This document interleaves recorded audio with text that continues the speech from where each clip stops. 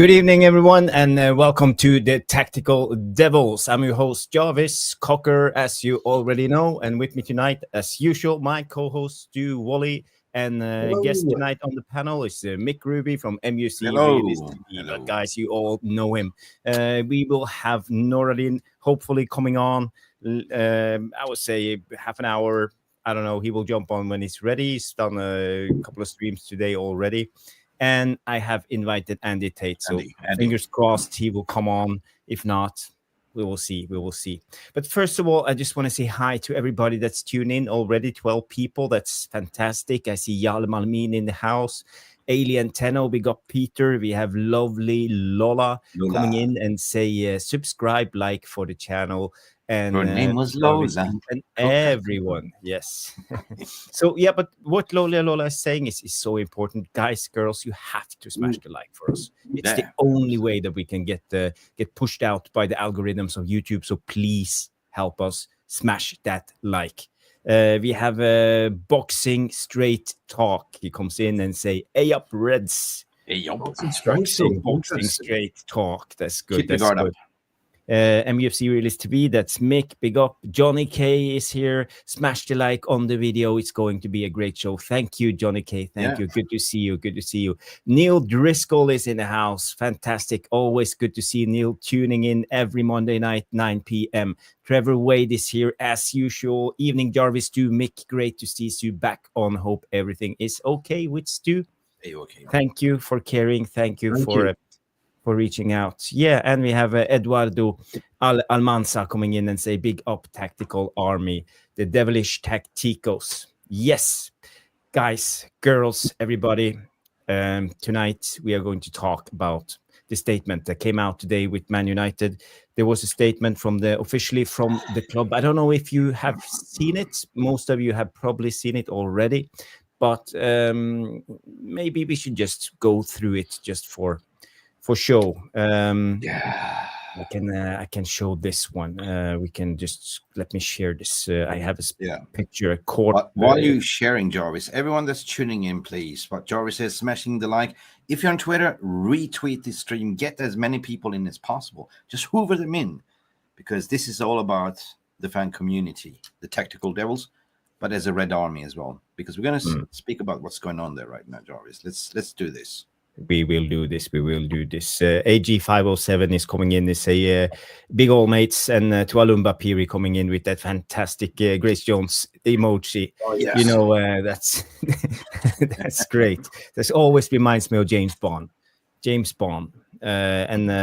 Mr. B is in the house also. Big up, Mr. B. Good to see you.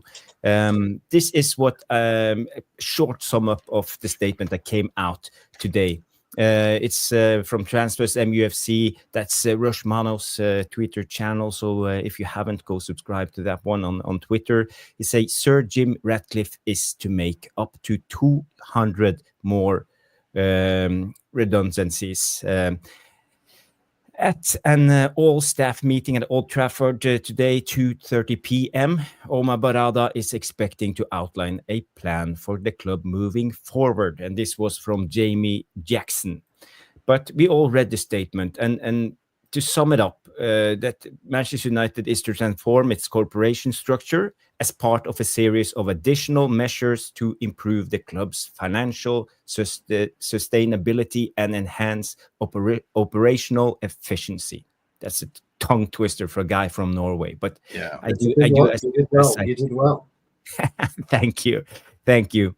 So the element of this is, as part of these measures, the club anticipates that approximately 150 to 200 jobs may be made redundant. So people will lose their job because of the financial situation of Man United. We are at least top 3 most popular clubs in the world. I heard numbers about 1 billion fans around the world, that 1 in 6 or maybe 1 in 7 is a Man United supporter. So many people putting money into this club's pockets. And still, we are struggling with the financials. I have a question for you guys. Yeah. For everyone. How long has Premier League been operating for? 92. 92, yeah. Yes. Since 92. Since 92. Have you heard any other Premier League club doing cascots? I haven't. I did research. Maybe Leicester did a little bit. But they went up and grabbed the Premier League 2016. But no other Premier League club has ever done what they're doing now. Yeah. It's quite amazing when you think of it. We have so much money or revenue that it shouldn't be a problem running a club as Man United. But still we are in the shit. And now we have already sacked, was it 200 people? 250. 250. And we canceled the Christmas party. Yep. Taking away all the bonuses. Yep. Removed. Given the vouchers from sponsorship free. Yeah. Telling people to not flush the toilet and go for number 2. Use 4 tea bags and same tea bag 4 times when you dip. Yep. Yep. And use 3 screws instead of 6 screws for the maintenance. And no sandwiches, only soup. Only just soup for you. And fruits. And soup fruit. And also, here's the thing, what you missed, Jarvis. They're cutting down they're closing down the cantina. But it's only available for the quarantine staff. So, of course, you got to feed the players. That's, Casemiro earning 18 million per year, not a problem. But to cut costs, to fire this staff additionally will cost the club 8 million, right? 8 million. But what you don't mention is that the severance package, because when you lay off people, you still have to pay them for 3 months. Yeah? Yeah. So my initial thought here is how much are we actually penny pinching here? 8 million? To save 8 million? And then you're going to go on a post tour to Malaysia to generate an additional 7 to 8. You know what this statement screams at to me? We are fucked. I'm sorry to say that. We are sinking Mayday. Like that commercial, what you're thinking about. You know what I mean? Yeah. So we are now, ironically to say, like the movie Titanic. The Titanic ship is going all the way down to the rock bottom. All as we fans can do right now is to pray that somebody will tow us up. Yeah? That we're living on a prayer right now. Guys, I'm looking at the finances without any shadow of doubt. This is going, as I said 2 months ago, towards bankruptcy and liquidation. And they are trying to salvage. But we will talk about the positive side of it further down after this statement, Jarvis, as well. I see 2 positives here. All right. Yeah. 2 positives. Okay. Yeah, what I can see here. Because if you continue reading our 2 main priorities as a club are deliver success on the pitch for our fans, improving our facilities. That's kind of blasé, right? We cannot invest in these objectives if we are continuously losing money. We've been losing money for the last 5 years. Whose fault is that? It's not Ineos' fault, it's the Glazers. To Omar Berrada come out and put this statement out, it is nothing to mention anything about the fans, because at the end of the statement, this is what it got me, what pissed me off. In quotation, he says, at the end of this process, we will have a more lean, agile, financially sustainable football club this is what it gets me, while continuing providing a world-class service for valuable commercial partners. Nothing about fans of football. I've been saying that Ineos' model is Lean Six Sigma machine. It's the agile way. Yeah? You can trim down operations whenever you are overfloated or it's bad finances. What you do, you do redundancies, yeah? To make it lean. But but the way forward, what is it? I don't see a garden path. If you're financially in debt, 1 billion in debt, where's the money come from, right? Where's the money coming from? Ineos will not pump in any money. The way they've been acting penny pinching everywhere, sacking 450 people almost right now, right? Looking at corners everywhere where they can save costs. But why is fans paying for it? And why are you not shipping up players that are on super high wages like Casemiro? You have Luke Shaw sitting there collecting 250K a week. Why is nobody? And the problem is, for me, when they took over, the statement was to put Manchester back into Manchester. Gary Neville, where are you? Gary Neville, you speak about the workers, the working class. Where are you? Why are you not speaking up? Now, Gary, is the time to speak up. Compromised, because he's part of this project regeneration. But the project regeneration is going to take place 8 to 10 years. So the positive, what I'm seeing here, guys, in my opinion, in my vision, even if we are heading towards liquidation, this is the only way I see. There's, rest assured, within 6 to 8 months, they have pushed it as far as this Titanic is sinking.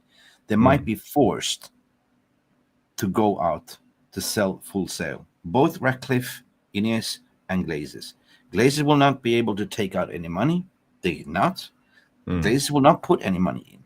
They've never done. So we know that for fact. So here are them trying to sort of be the janitors to try to mop things up as the contractors. So I don't like one word from Omar Berrada what came out there. As a CEO, you've been glazing us in. You're a glazer puppet here. When you're saying that you are continue to provide world-class service for your valuable commercial partners, screams money. That's what we all care about. We don't care about football. We don't care about fans. We're still Ocean's 11. We are part of the Glazers still. That's the way I see it. Number two in this incident is they are vulnerable right now. And I said it in my stream before. Now is the time. Now has never been a better time for fans to come together and hit them where it hurts, because finance. Liverpool, that cost them a lot of money, that protest. And 1958 was planning something really, really big. Yeah? So now is the perfect time to get a club back. Right? Yeah. But it doesn't look like the Glazers are willing to do anything. But you have money talks, Jarvis. Like, you know, at the end of the day, if they are not getting any money out of the club, and if Ineos cannot salvage the situation, there's only one road, and it's either liquidation, bankruptcy, or sell it up. They all walk away. They have $33 per share. That's been part of the purchase agreement. Anyone that comes in has to bid over $33 per share. Yeah. And Man United as a brand, as a commercial brand, is still huge. And plus the land bank assets, what you own. Or you liquidize the land bank assets to save the club, which they probably not going to do, because that's part of the project regeneration. Stu, what's your thoughts? Yeah, look, I listened to it. We're all businessmen on this channel, and so we're actually all quite well, I guess, knowledgeable to discuss the finer points of financing and the finer points of business. Now, in the UK, depending on what contract is signed per individual, sometimes you only have to give a year's salary if they've been there over a certain period of time. You could do the math on this. 250 people, just say they're all on 100 grand. Yeah. Well, 250 people, just say they're all on 100 grand a year. Then you're looking at a relatively small amount of change compared to what Manchester United are as a business. So ultimately, that won't affect any kind of turnover. But we all work. I think our club was operating with close to 1,000 people, or 800 people, or something along those lines. Most clubs are running on around 250 additional personnel to the footballing side of the business. And the reason we were doing that is we were hugely successful with the corporations buying in and getting in loads of sponsorships, changing sponsorships, but ultimately we were earning mega coin by having the office in Mayfair, offices at Old Trafford and at Carrington. Now, something was always going to have to give, because it was always never going to continue. And here's the real key about this, and I think many people have forgotten about this aspect of the business. Richard Arnold built the corporate side of that business. He built the marketing side of that business. That's what he did. He moved to CEO level, and the marketing side has dropped off exponentially. We've all seen it. We all know that's happened. And so the money we aren't generating anywhere near as much as we have been in the past. And we're picking up smaller deals at 2, 3, 4 million a year to do that. So we've got to look at it as two ways as fans. You know, we can look at it as a fan, or you can look at it as a business. And unfortunately, Manchester United, when it was floated on the stock exchange, all those years became a business overnight. We ceased to become a football club and automatically became a business. That allowed the Glazers to come in, sweep in, do a hostile takeover. Pretty much well, it wasn't a hostile takeover because the old Rock of Gibraltar and the McManus family, he got rid of a chunk of it. And Murdoch was supposed to take over, but it was a complicated because the broadcasters they fell to Malcolm Glazer's lap. So it fell into his lap, really, because of all what was going on with the Rock of Gibraltar, etc., etc., etc. And then Manchester United, the business, PLC, was really born. He comes in. He comes in, takes it completely off the shelf, gone, and it becomes a privately owned business again until they decided, as Mick said, when it fell to Malcolm's lap, he couldn't afford to buy the club, so he took it on leverage. Yeah, he took it. Yeah, I mean, yeah, you know, ultimately, it's the biggest cash grab ever seen in business terms. The biggest heist you'll ever see in business terms. Whether people like it or not, you've got to doff your cap to him. You really have, because he has, from a business point of view, seen something, grabbed it cheap, leveraged a shitload of PIK notes against it, which the actual value in percentage terms for interest was huge. We got rid of the PIK notes by refinancing the business, hence we're still having dipped from the 350 or 500 million additional debt to where we are today at $1 billion. Can you service debt? Question number one. Absolutely. It's easy to service debt. Every business in the world has debt. Easy to service debt. It's no problem. If you can't service debt, you've got to pay it. And all you do is just keep refinancing it, and refinancing it, because somebody will always want to be associated with Manchester United. So the cost-cutting side of what's happening today is tough to take from a fan's point of view, and from and I suppose an outside fan's point of view. They're laughing at us, they're having a go with this. So people will say, and Mick made a point about Casemiro, about Luke Shaw, etc., etc. I totally agree. I think we should have got rid of him 2-3 years ago. We wouldn't have been in this debt. The players, are not going to go and take a pay cut. They just won't do it. Forget that. They won't take a pay cut. They should. Well, they're the main products too. They're the main product. But they should take a pay cut. But they're not. Because ultimately, they are the ones, right, that are causing this issue as well. We can point the fingers at the Glazers for mismanagement, but these fucking tossers who've been playing for us for the past 5 years, they've got blood on their hands as well for this club. Yeah, but they didn't give the contract to themselves, dude. That's the main issue. No, they didn't give the contract themselves. Of course, they accepted. If someone throws 400K a week into your lap, you accept. But you've got to pull your finger out, and you've got to play. You've got to play football. So if I'm Bruno Fernandes, I'm any Manchester United football player today, and I'm listening, and I'm reading that statement, I'm trying to work out how I can contribute, because there are going to be people who are going to be struggling. And there are people at Manchester United earning 30 grand a year up to, I would imagine, 250, 300 grand if you're a scout, depending on where you are in the pecking order. But simple economics, this is the problem. It's simple economics dictates that we have to do something as a club. Now, we were crying 2 weeks ago, all of us, everybody, the fans and everybody. Nobody's fucking speaking. Nobody's telling us everything. They're not coming. No.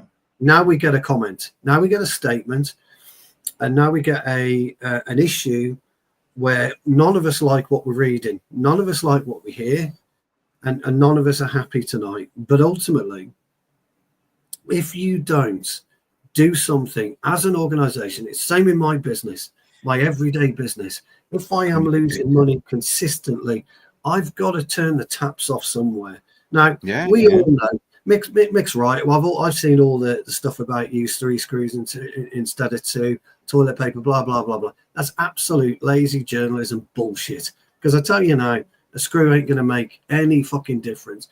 Okay. I want to go into the lunch thing. Okay.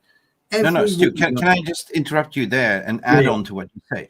So, as a business owner, of course, they're looking at where the money's coming from, right? So he goes in, providing world-class service to our valuable commercial partners, because that is where the money stream is coming from. Like you said, they make deals, Adidas, Snapdragon, all that stuff. If we don't get into Champions League, that will go in half. That's the thing. Correct. But the one thing what they're forgetting is, who is your customer? And that's us. The fans, we are the consumers of the game. You hear me saying all the time, we are the consumers of the game. We are believers of your brand. We keep purchasing, we keep going for the games, but enough is enough. If you're not all of a sudden, if you're Coca-Cola all of a sudden and you change your ingredients and you don't communicate, you're going to lose. You know what I mean? You are. And the problem that we've got as fans is you've got to cut the cloth on the business side of it first, because there'll be no club for us to support. There won't be anything that don't do that. This soup and a sandwich thing, I don't care about that. Jarvis, question. In your business, do you pay for your staff's lunch? No. Exactly. So why should Manchester United pay for the staff's lunch? I don't do it. Mick doesn't do it. Nobody in this business, nobody in this chat will pay for their staff's lunch. You can't afford it. Business doesn't work like that, but we do this. You've got to look after the commodity, correct, which is the players. I don't agree with that either, but you've got to. They've all got personal chefs at home. I'm pretty sure a personal chef can rustle something up for them daily.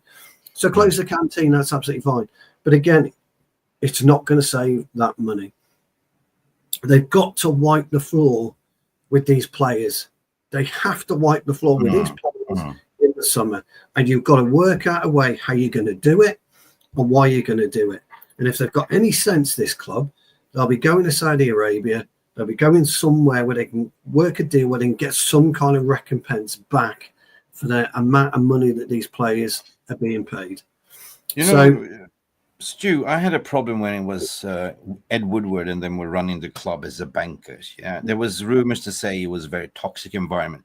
What Ineos is now creating is, even from a culture perspective, from a human resource perspective, there's going to be no loyalty. There's going to be, of course, the leaks where they're coming from, because why is the leaks coming from? Because you're messing with the culture, right?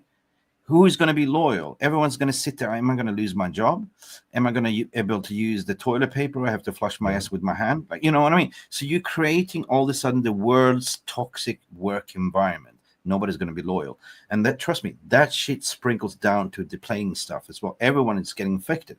I know this because I work with human resources. Been doing it for years in people culture. Right? Loyalty doesn't come though, does it? I mean, a lot of these, you get to be a billionaire by 2 things: very, very smart, fucking ruthless. You sell your gram for 10 quid. That's how you become a billionaire. We all know this. Everybody does it. We're too nice. That's why we're not billionaires. We're too nice people. We respect people. That's why we're not billionaires. Now, people won't like what I'm saying, and I get it. I do. Well, I know.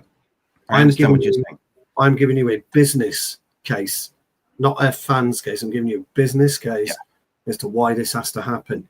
Now, if we were to flip the coin and we were owners of Manchester United and we understand the wholesale value of the club in the modern business, then you're going to hold on and hold on and hold on to get the very, very best. And Mick's right, it's $33 a share. Now, Ineos as a business, right now, are hemorrhaging money. They really are hemorrhaging money as a business, Ineos are.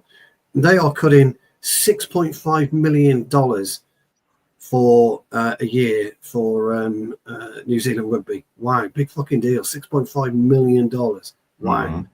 Ineos as a business are bleeding. 18 million in. Yeah, 3.5 or whatever it is a year at Tottenham. That's nothing. 3.5 million is going to do nothing to Ineos at all. It's going to do 6.5 million a year. It's going to do nothing for Ineos. They are struggling. They're trying to sell off their I don't know which business it was now. Something to do with Ineos hygiene. Yeah, the hygiene. They're trying to sell off hygiene. They're trying to get that for 1.2 billion. 2 years ago, they bought a fracking business for 1.4 billion out in Texas. You know, they are looking at what makes money for them. So when Ineos start shedding, and they are shedding, you know, if you just look around what's happening, they're shedding. He's gone in there. He's obviously, he's had to do his due diligence before he slaps in 1.4 billion. But I'm wondering what was maybe left out by the bankers, what was maybe left out off the table that they didn't know what was going on, because something doesn't add up for me. Stu, you're leading me to the path what I've been saying before, because for me it's always clear what he's trying to do right now. Ineos as a business are hemorrhaging as well, I know, but they are liquidating all the assets. The Trawlers Limited, which the purchase on the contract for the Class B shares, is now being converted to Ineos, if you didn't know. So I see them. I mean, you're not like a criminal. Billionaires are criminals in the criminal mind. How to think like, you know, I'm not just going to give you 1.2 billion without having something in mind in return on investment. What's in it for me? Okay. At that point of time, we've been going over the takeover process. There was a verbal agreement. Qatar was offering full takeover. Everyone walks away. Yes. Happy days, clear the debt. In comes Ineos all of a sudden. You remember that he came in all of a sudden. Mike Keegan was reported his bid is dead out of the water. You know what I mean? He came back. He came back with the genius plan, 27.8%, with this project regeneration. He presented this to the Glazers to say, you're going to stick around. We're going to profit on this land back and the stadium rebuild, and you're not going to spend one single penny. But you need quick cash here now. You need quick cash. I'll give you this one. At the same time, Brailsford, Mr. Marginal Gains, that's what he's known for, because this is his master plan, marginal gains, how you can cut and improve.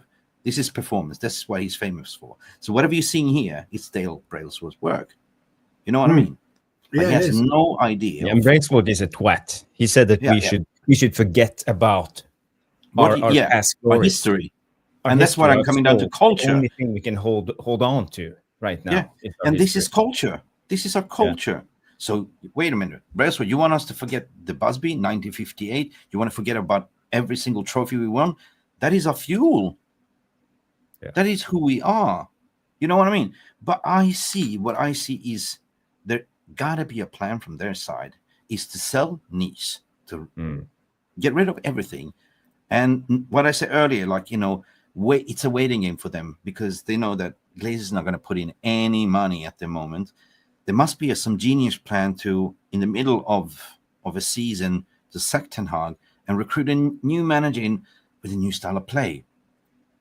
Right? Everything leans down to, are we going to force them out and eventually come in and buy the whole club for ourselves? Yeah? Everything is possible in this world of the billionaires in the game. It's a squid game. But the way I see it is, you can look at it this side. If you look at Hollywood movie titles, you guys like movies, right? Yes, we do. Yeah, sure. So, you know, the whole, I have 3 movie titles. You know, Now You See Me, Now You Don't. Remember this one, Illusion. So that's what they're doing to the fans. They are playing illusions, like, you know, we're doing this trick, but you don't see it. And the problem is that came out, we have to communicate. They're becoming the Glazers, pretty much. Nothing has changed. Nobody's communicating. And then when they talk about recruiting best-in-class people, I mean, I'm referring to Ocean's 11. Keep robbing, keep doing, or the usual suspects, Kaiserslautern. Remember, you recruit the best-in-class people in their position to do the best thing, to keep looting, keep doing. But we're creating this, now you see me, now you don't illusion, right? And the fans are suffering. We get pulled a blind eye. Glazers take a backseat, because Glazers took a lot of heat in the media. And now they are being the front figures, you know, the Ocean's 12, you know what I mean? Does this make sense, how I sort of try to paint it up for you? It does. I'll tell you where I think this is where Ratcliffe is. I said weeks ago, I think Ratcliffe is looking at this as a venture capitalist arm for him. He will come in. It's a 4-year plan, venture capitalist, VCs normally look at it 4 years. You'll come in, you strip the business, you streamline it, you make it instantly profitable within that 2-year period, 3-year period, and then you sell gold and 10 billion. Yeah, that happens. That's what I'm trying to say. They're trying to shape it up. Again, people will hate what I'm saying. They don't like it. I think somebody was saying in the comments that all Premier clubs feed people. Yeah, absolutely, they do. They don't have to. There's no obligation to do that. Was my point. It's not that they don't feed them. There's no obligation to do that. When you come in, and I see this in my business day in and day out. I work in journalism in the aftermarket, and I see it. VCs will come in, they will strip a business, make it profitable, and move it on for double the price. Exactly. And that's kind of like that's Stu. That was kind of what I was trying to say to you earlier, because it looks to me right now you're doing this optimization, this agile, right? Because this is what I'm doing for profession. In order to shape it up, ground zero, to shape it up, consolidate, and look at what is our assets, right? Now we slim down this organization to lean. We don't have much cost. What is our assets? The players are assets, right? And the land banks is asset. And that alone is worth. Because when they do the overall calculation, when they're putting out for the market, they include the players as assets. Yeah, that's valuable to sell this products and also the land bank assets and the stadium potential build. The rest is just disposable, like staff and everything else. Of course it is. Of course it is. You lob a 2 billion stadium within his period of time that he considers to be ownership. That 2 million stadium adds 4 billion value to the club, so at least. Let me enlighten me, gentlemen, to continue on the best in class. What I said, you recruit the best in class robbers for each position. Okay? Are you with me? So, project regeneration. Let's continue. Who do you have here that built the stadium for free that sits in the board? The Glazers had their stadium for free in Tampa Bay. No. A specialist that they recruited in. Just a trick question. The guy from Juventus. What's his name? They just got him in the other day. Yeah. That's usual suspect number one. Okay. You look at they're talking about academy for profitability. It's a great profit to sell.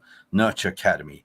Who do you got there as a technical director? The bridge between the academy that's done that in City's Academy everywhere. Wilcox, best in class. Wilcox. Omar Berrada is the master brain. He's the Kaiser Sosen. You know what I mean? The master brain, the orchestra. And then you have the fixer, which is now the guy that's going to provide you with cheap talents. Yeah. Cheap talents is who? Vevel. Yeah. And that's it. And they leaned it down. The only person that was sane enough to call it out, to say, guys, what are you doing? That was Ashford. That got compensated 5 million for staying there for 3 months, which they chased.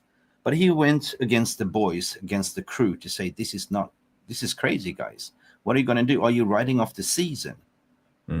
Because he knows football. He's been rebuilding English squad. He's been part of he knows football, right? So he basically said, he posed to say, I don't agree with Amorim. He's playing 3-4-3. We are 4-3-3 system or 4-3-2-1. You know what this is going to be impact? I'll get out of here. And they pinged everything on him. He took the shit. Like, you wanted Southgate. It was you, this, that. They kicked him out because he was about to sabotage the plan. So they keep going this path. So what is the end game here at the end of the day? What is the end game? The end game is that I don't think they're gonna. This is ground zero. What I explained to Jarvis on the group chat, like on our chat, Jarvis. We have never, in 18 years, had a proper squad. How do I call it? Generation, right? A proper squad build in 18 years. Let me enlighten you. Why? We are trying to go back to. I mean, the fact that Brails were saying we're trying to forget everything what Sir Alex Ferguson did is also testament that they got rid of his wages and everything. They despise him for some reason. They're not fans. But ever since Alex Ferguson left, he did something called succession planning. Yeah. He took who? David Moyes. And David Moyes was a young manager. The only thing they had in common, he was looked at as like what we have Amorim, like somebody is going to continue, right? That was a proper contingent, what do you call it? Handover plan. Because David Moyes also played the same style of football, what Sir Alex did. But the problem is what David Moyes mistake, and this killed the club. He fired and ripped up everything that Sir Alex Ferguson did. All the background stuff, all the knowledgeable stuff that were there, and it didn't work. At the same time, the Glazers took over. I mean, the bankers took over and had more power. So you didn't have any footballing knowledge whatsoever. So the power went to the managers. Every single recruitment. What is a football manager? That's the reason why you have a head coach, because in a normal structure, you have people that do all the heavy lifting for you, all the recruitment, everything, setting the style of play, and you as a manager or head coach just focusing on the team. But Man United has always been the power of the manager. Do you agree or disagree? The manager, right? So that didn't work. After 6 months, Moisey got fired. Who do we got? Who do we get in? Louis van Gaal. Okay? Louis van Gaal. Okay, he played a 4-3-3, but everyone, you tacticals, you know that in a 4-3-3, there's different shapes and different how you can play a 4-3-3, right? He was more boring football, pragmatic, Dutch possession-based. Nothing really happened, but at least you saw a style. And we recruited for Van Gaal, right?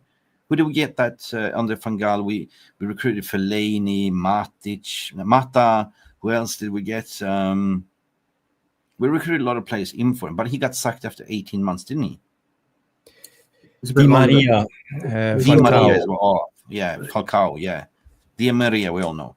But he didn't last, even if he won the FA Cup, because Jose Mourinho, the chosen one, the winner, was available. So they kicked him out. The problem is with United and these operations, what we had before, they thought that throwing money will solve the problem, And that's why you see in the statements like from Richard Arnold, we spent $1 billion of playing and nothing to show for. That is, remember this statement, and the statement of Ed Woodward. We can do what nobody else can do on the market. That was sort of the beginning of us, other clubs rinsing us because they knew we were inept. So the problem is that during this period of time, we throw money on something that we didn't have a clue because we trusted on the manager, because manager had the power in recruitment. So every single manager had their own wish list and their own style of thinking and their own style of identity. And then the cycle 18 months after that, Jose Mourinho, also 4-3-3, but a little bit more programmatic, but more a little bit of a counter-attacking, correct? And recruiting Zlatan and all that stuff. At least we were firing on all cylinders when we were attacking forward. Manchester United way has always been counter-attacking, fast-flowing football. You know what I mean? Never say die, come back in the fast minute. Mm-hmm. The point is what I'm coming in is this vicious cycle, throwing money. But at the same time, never spend from our club-generated money because everything was taken on leverage on credit cards and loans and piling up and piling up and piling them up. Every manager came in, give me, they give.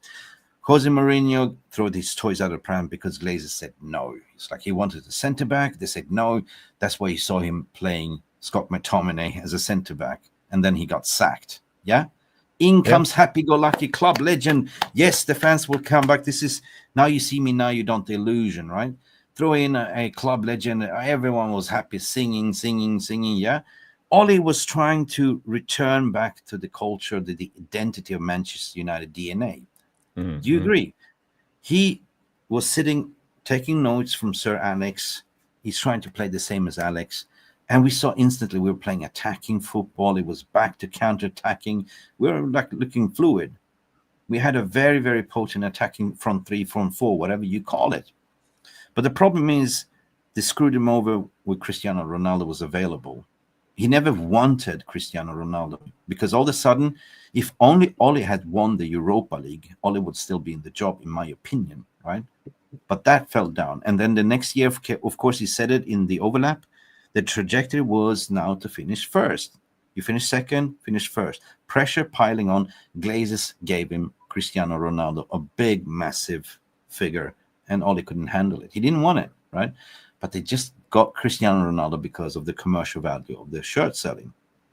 He went out, spilled his bean to Piers Morgan, again the circle, and left. Yeah, he took a massive dump on the club. He also came in to say, wow, Nothing has really changed. They haven't really spent anything in the training ground. Same old gym, same old pool, same old everything, yada, yada, yada. What happened? Out. In comes Ragnick as an interim. Another guy that plays a different, like 4-2-2-2, 4-2-2-2-2-2. This one, Gegenpress.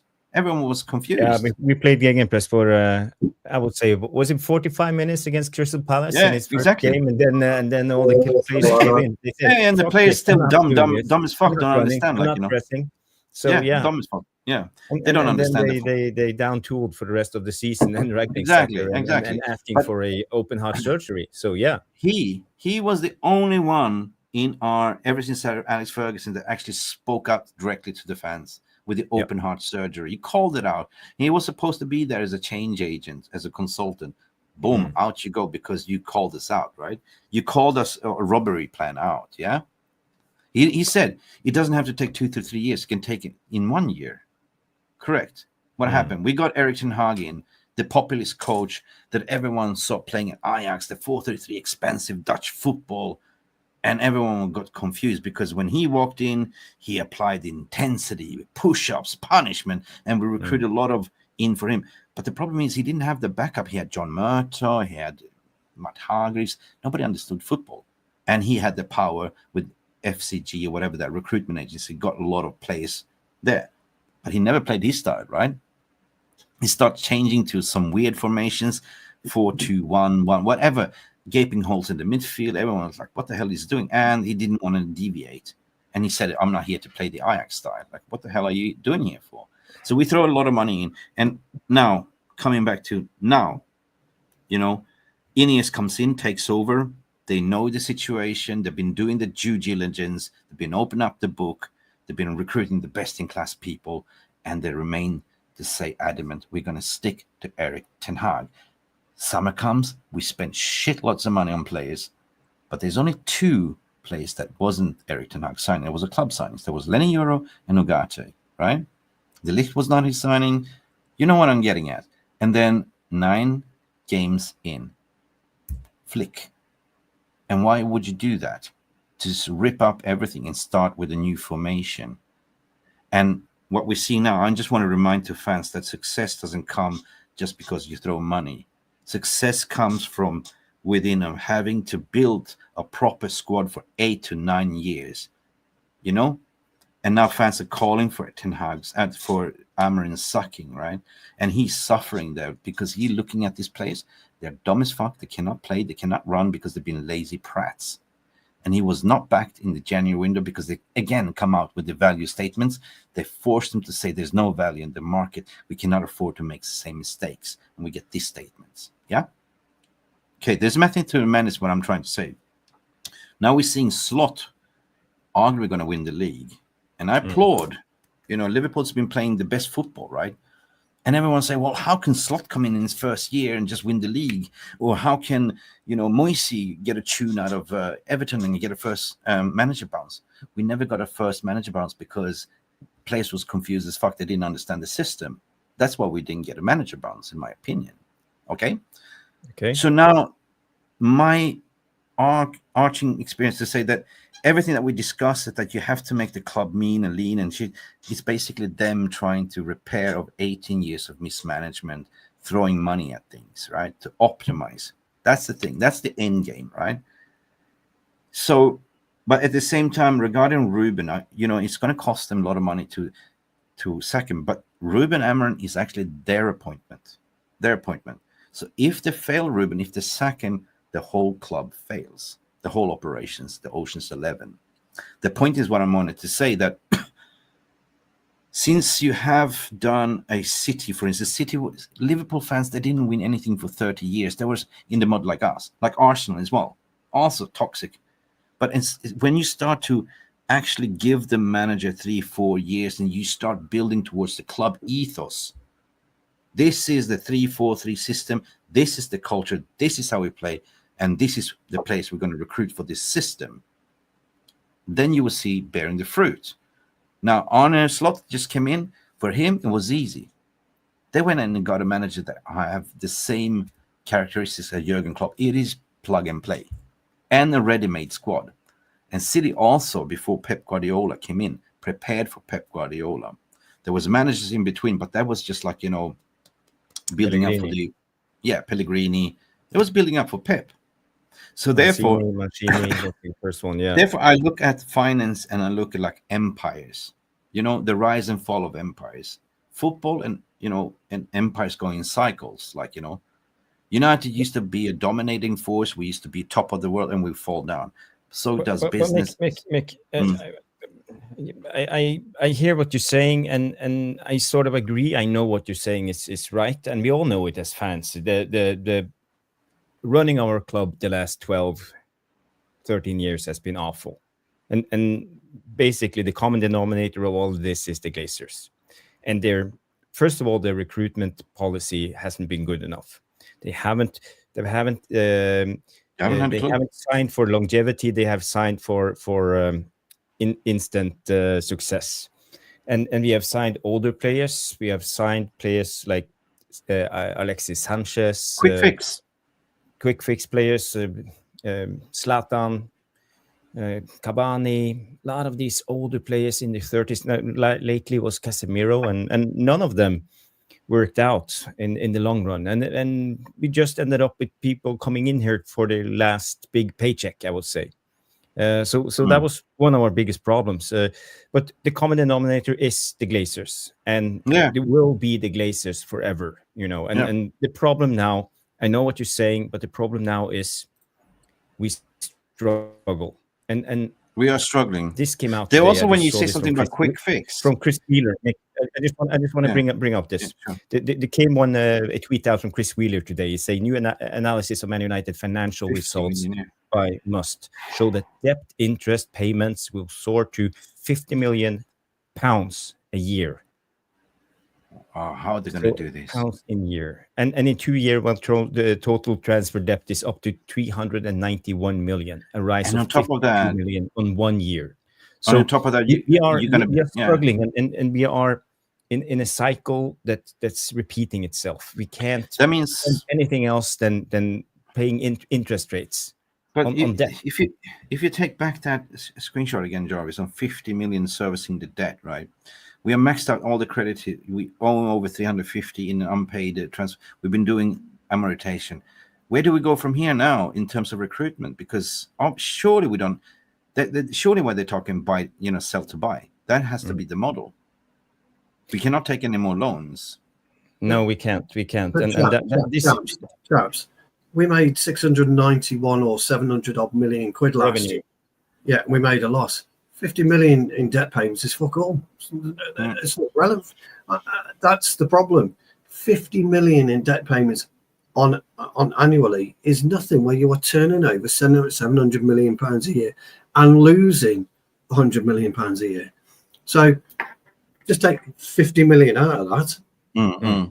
Forget 50 million. Forget that 50 million. You're still losing 100 million pounds a year. Irrespective of that 50 million on interest payments, the debt is an irrelevance. It really, I know it sounds daft. It does. It sounds ridiculously daft, but it's an irrelevance.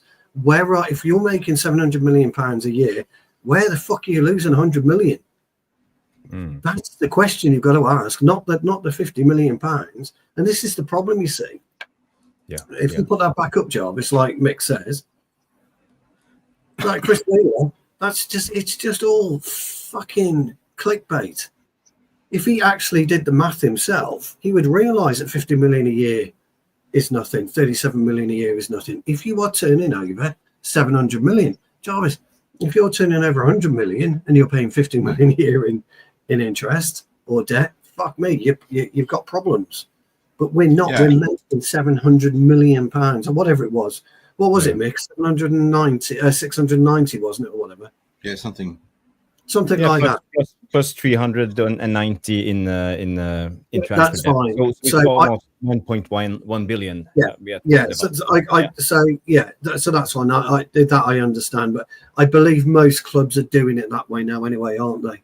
Maybe City are different. Maybe Newcastle are different. That they actually pop, a full amount of money in. In fact, I remember the deal that we did with Ronaldo back in the day at Real Madrid in 2009/2010 was 80 million straight cash. No pissing about, no add-ons, 80 million straight cash. But I think again, this doesn't move the Richter scale needle at all. Even if you pay No, you throw correct. 40 million just to Correct. pay the interest, but the debt Correct. still It doesn't remains. move the Richter scale. It doesn't move the needle.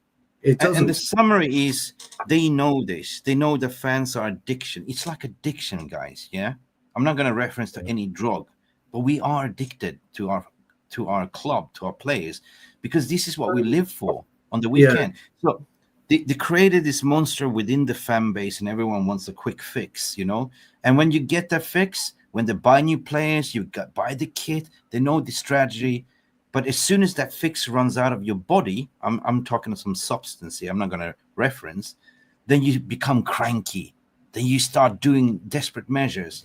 And then you start calling, sack this manager, get rid of this place. You recognize what I'm trying to, and you get that fix because you got what you wanted. That's a new fix again.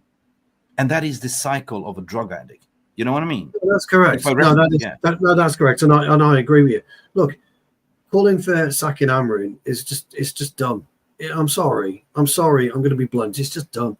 You know, you sack Amorim, put Mick Ruby in. Well, Mick's not going to do any difference. Not going to do any better. Jarvis isn't going to do any better. Nobody's going to do any better with this. Maybe Jarvis might. Yeah. Maybe. Okay. Yeah. My point being, right, that these players can't be asked. We know that as fans. We all know this as fans. So you got to dump a load of shit on the players. But Mick, you're right. 50 million quid, dollars, whatever. It's a drop in the ocean when you're earning 700 million a year. Now somehow City are earning 800 million a year. Fuck knows how. They're earning minus 50 million a year. Yeah. 20 years ago. So fuck knows how they're earning 800 million a year, but they are apparently. There's a correlation to my long speech what I had, and we netted it all in because I see it from 360 saying. angles. I see it from a business perspective, from a fan perspective, I see it from everything, and I apply my logic and reasoning. Right? What is going on here? So, in my opinion, in my vision, what I see, that this is ground zero, guys. We are doing a total club rebuild, and we are on ground zero. We are. This is we have done so many unsuccessful rebuilds, but we never sort of supported a manager full out. We never had an ethos. We never had set a style, and we are 8-9 years behind City and Liverpool. That's my point. So this is ground zero. At least. So this is where you have to start building. Like no more sacking the manager. He's an appointment. He came in and he's suffering because he's looking at these players and just puking. They're not doing what he's asked, or they don't have the capability to do what he's asked. Because guess what? What did they do in the past? Every single manager tried to get the best out of them. They were just down tooling. Yeah. But now this is the only positive that I see, that they've been calling it out, getting rid of this player power, just recruiting. I'm dying to see what the recruitment plan would be in the summer, who we're going to get. Yeah. That's what I'm dying for. Because for me, this is ground zero now. You're sticking to you already made the statement. This is what we're going to do. We're going to play 3-4-3. And this is what we're going to build on for the next 3 years. I don't want to. I want to talk a little bit about the transfer window, but before we move on, I just want to say there's 134 people watching on Twitter and YouTube right now, and we have 44 likes. So please, guys, girls, if you haven't smashed the like, YouTube will stop pushing our show out to anybody else. So if you are Glazers out, you should push that like, because our message should be out there. People should hear this. They should hear about the statement our club is in. So guys, smash the like, please. Yeah. We need at least a 70% ratio of people watching and likes, unless YouTube wants to give us anything. They will stop pushing this video. So people will continue watching emotion triggering channels that sit there and scream to each other and talk nonsense. We are trying to give you good content, so please smash the like. Logic. I go in because sorry, Jarvis, can I just read? So I just want to say, Mick, before we go on, when it comes to the transfer window in this summer, I'm not very optimistic, because I think we will do the same thing as we do, because we don't have a lot of lee room when it comes to money. We're talking about 100 million. Maybe we'll get some extra in for players with amortization. It could give us 5 players, but we need maybe 7 or 8. So we have to be clever. And every club knows when Man United comes around, they will try to get most money as possible. So I think we are in for a difficult window. I think people will hold on. We won't sign anyone until July or 1st of July, because of the financial year. And we will most likely see most of the signings coming in the last week of the window. So players won't have any preseason. They won't have time to be in this Amorim system, and this will continue. So I'm just warning you. Don't think that this summer will be the solution of everything, because we know how this works. We've been in this game for so many years. Can we stick on that topic a little bit? I just want to sort of read Trevor Wade's comment, and that kind of exactly summarizes what I've been preaching about. We stayed static as a club, what everyone else has been moving forward. That exactly what's summarized what I've been talking about. So this is where we are now. Have to look forward now. What I'm saying, this is the ground zero. That's what I'm saying. You have to stick with this manager, build on this, and recruit players. Now, you mentioned something interesting regarding the summer window. Sell to buy and all that stuff. I don't see us. Potentially, they've done something behind the scenes. They made a pre-agreement already in January for Quenda. That's what we've been reading. But that's not going to... You can do that pre-agreements in January, or potentially with Osman as well. But you say you will come in July, where the new PSR rules, because there's ways the club will generate money, and I can give you some examples. Quenda, this came out today, Rushmano, Ben Jacobs. Yeah, he's been spot on with Jorge Mendes directly involved in the negotiation, and talks are advancing between Man United and Sporting for Quenda. So, how are you going to get Quenda? Where's the money coming from, Big Lebowski? How are you going to get money from Osman? Well, out of the box thinking, gents. I mentioned a few times. You keep forgetting that Jadon Sancho money is coming in the summer. 25 million approximately, right? Was it? No, Trevor, no. I'm just Jadon Sancho is coming in. Their money is coming in, guaranteed, right? There you got the money in. Greenwood, heavily report being sold to PSG or to Barcelona, whatever. He's doing madness over there. We have included something very smart. It's 50% sell-on clause. Rashford looks like he's doing madness. He's looking good in form. He's not going to come back to Man United. I think he's going to go to Barcelona. He's dreaming. And the summer is more a longer window to sort of... This January was just to get him out of the club, fix the problem, get him out. Aston Villa is paying like about 75% of his wages in the summer.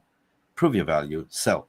Antony is doing madness, displaying his value. He's going to be bought up as well. Somebody's going to throw money at him. Good. We also have Alvaro Fernandez.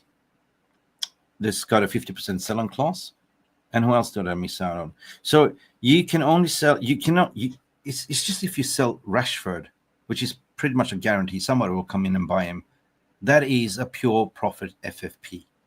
Double the money. You sell them for 70, you get all the sell-on fees on 50%, 25. You all of a sudden have what, 135 million plus the double of the value of pure profit FFP, homegrown talent as well, and plus sells a couple of. Are we struggling with FFP at the moment? Yeah, maybe we do, but I think our biggest problem is liquidity itself, because we don't have any cash, and we have maxed out the credit card, so we are about to buy players with basically no money. No, but this is the solution. This is what I'm telling you. We will not go in and take on the loans, because we are getting 50% sell-on fees for players. We're selling Rashford. We're getting pure profit FFP. That means that you can double up in paying. If you sell Rashford for 70, he's worth 180 on the market. The way you read the Sancho deal. Yeah, Sancho deal 25. So there's your money. There's your transfer window, and you sold one player. And then potentially trying to force out Casemiro out the door. You have Eriksen going for free, going out. That is eliminated the wage bill. And all of a sudden, boom, that's it. You're not taking in loans. Sustainability. You're going recruiting cheap players and potentially looking at the youngsters that's now coming in the crop who can make it into the first team. Right? The ones within the under 21s, they are in danger to be sold. Not everyone's going to make the first team, so sell them off for a good price, and that is pure profit as well. So this is the way they're going to do it, I think, how you can maneuver it. Yes. But when it comes to your point that we will not have a preseason, it is quite damning, because this is the first time we don't have like Euros or World Cup, and it's a perfect opportunity to implement Ruben Amorim. But no, the club is in a mess, so we have to go to Malaysia, Hong Kong to get 7 million quid, and plus again, third year in a row, go to US. $10 million was the amount. The thing about most clubs put aside next year's transfer budget out of this year's financing. That's how you normally do. You hedge, whether it's 100 million, 50 million, 200 million. That's how they do it. I don't believe we can do that this year. I don't believe that we can do any real business until we start shaving off Casemiro, Rashford, etc. I agree with Mick on that one. Yeah, but I just find it. I do think this year they'll come in on the 1st of July. I don't think we'll be waiting to the end of August. I feel that they'll be in the 1st of July. When Berrada has done this program and he's looked at everything, the strategy isn't just till the summer. The strategy will be year to year, year to date.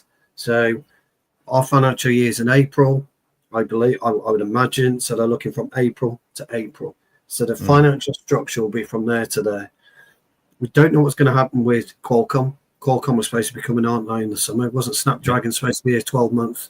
We might be getting a bumper deal out of Qualcomm. We don't know. They might know this. They were in Adidas HQ 3 weeks ago. Could have completely renegotiated the Adidas deal. We don't know this. These are two areas that we don't know. And there could be other sponsorships potentially coming in that we don't know about. So there might be a lot going on in the background for them to be comfortable enough to put this statement out there that they're going to lean Manchester United, they're going to strip Manchester United to lean it, and we've got all this money coming in. We don't know that. You know, we don't know that. But that's a school of thought. We brought in this business guru from PSG, and apparently he's absolutely he's a whiz kid, apparently. But he won't be able to do anything imminent on that. That's going to take probably 2 to 3 years till you see his financial clout, see some kind of fruits of his labour. So we've got to continue to operate as a football business. Now, there is Manchester United PLC, as we know, which is floated, or is it the Red Football Group, Mick? I can't remember what it's called. No, is it the Red Football Group? It's Man United PLC, yeah. And then you've got Manchester United under that, within that framework. So we don't know where the debt's held. It could be held at PLC level. It could be held at the club level under the framework. We don't know this. I don't know it. You don't know it. We could all speculate, but nobody knows where that debt's held. I certainly don't. You can go on Company's House. It will tell you there's debt, but where it's attributed to, I don't know. But usually, when you are forecasting for the future, as anybody would know, you're forecasting on potential revenue that's coming in, and you can utilize any spare revenue you can utilize. And then the calculations then go into homegrown players and everything else where you can make extra money. So I think it'll be hugely interesting come March, May to see where we are as a club, to see what's going to be happening with the stadium. Information he's got to make up his mind by the summer, hasn't he? I believe that's his thing, you know. And you know, will the club start to come out of the financial turmoil that we're in over the next 6 to 7 years? Who knows? Who knows? Problem is, Stu, is this is the unknown It is, quantity. it is a very as a public listed company, PLC, you have obligations to speak to your shareholders, to speak what's going on, because you're invested. But what they're forgetting is the biggest shareholder here is actually the fans, and they're not communicating to the fans. So this leaves the fans to a misery right now. It's becoming so toxic among supporters, fans, staff. Nobody knows anything because nobody's communicating. And the only one that's having a field day enjoying this is the media. The media will keep printing, keep feeding you, keep blowing smoke up your ass. We are linked with Osman. And guess what? There's certain journalists that are pulling the strings. They're getting information from the club straight away that pull this out to the, oh, now in shit, pull this out. Yeah. As soon as we had that disaster loss, I can't remember, straight away the day after was Qatari links came out. Osman links came out. Quenda links, everything came out. Yeah. The day but after, we just finished. We just fucking finished the January window. We're not even there yet, But you can't sugarcoat that we are in shit at the moment. The football is dire. The Premier League is over. So what are we hanging on for as fans? Yeah, potentially Europa League. But what did you do in the January window to support a Europa League qualifications? Is Paul Pogba going to solve it? Hell no, he's not. You know what I mean? Well, no, he's not. And the money for the Europa League is so important if we win. It's only, 30 mil? Even more. Even for the next year, I think we're talking about something about 45 if we go all the way to the final and win 45. It, because we get a little bit of money all the way, So and plus, but the biggest prize is Champions League next season. Yeah, and that's why you put into forecast when you're in the Champions League. You can put in the books for next year as well. Yeah, I mean, look, forecasting it's not good. Even Ben, it's not good at all forecasting. But businesses do that. They do forecast on potential earnings. It's look, our problem is we're speculating. Yeah. We're only speculating as to what is going on. We don't know. We don't know what a cesspit the club is. No. But speculating is also good for broaden your vision, because nobody really knows. So you have your speculation, your theory. Jarvis, everyone else comes in.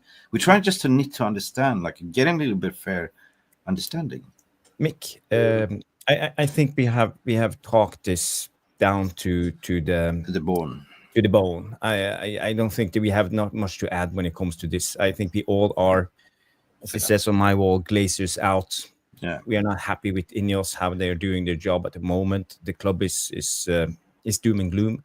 But Mick, you mentioned mainstream media, and actually now. There's a tweet out from Sky Sport News. I can't play it because of copyright issues, so I can just show you a little bit. But Carver, yeah, he's yes. So he speaks against them.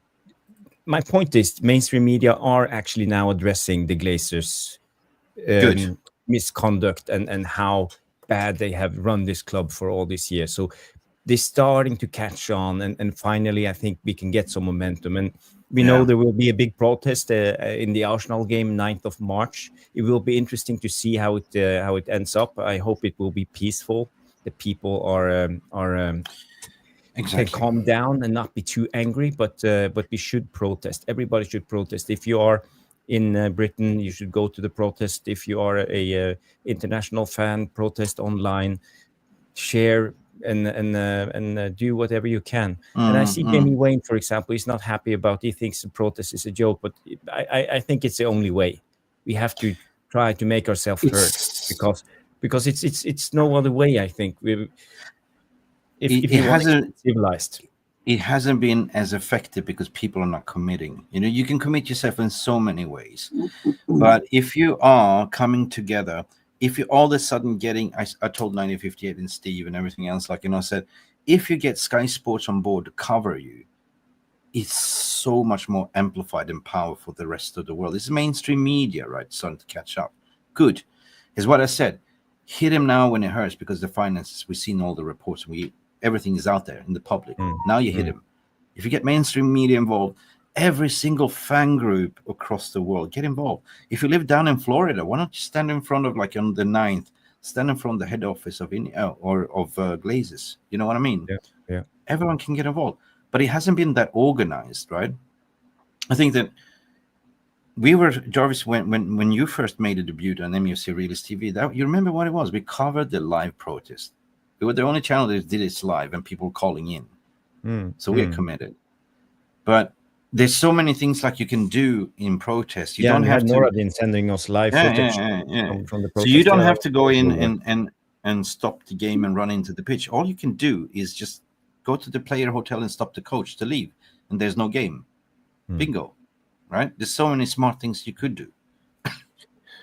Our problem with that is, and this is where you've got to be careful, guys. And so, look, I'm all for the protest, but if the fans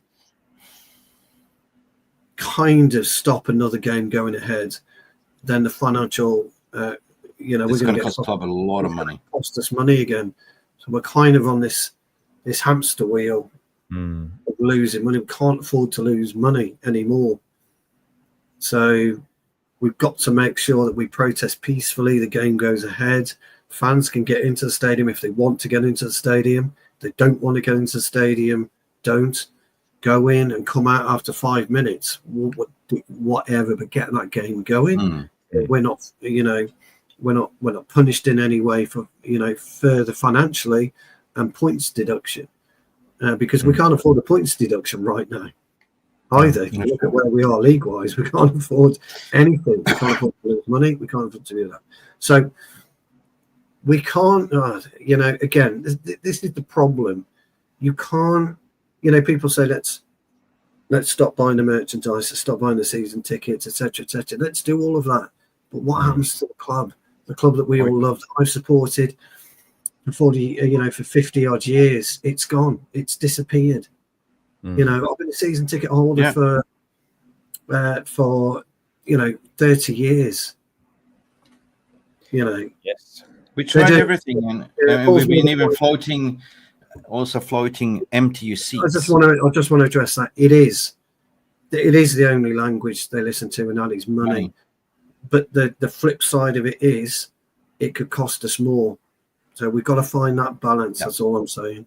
I want to float this idea with empty the stadium.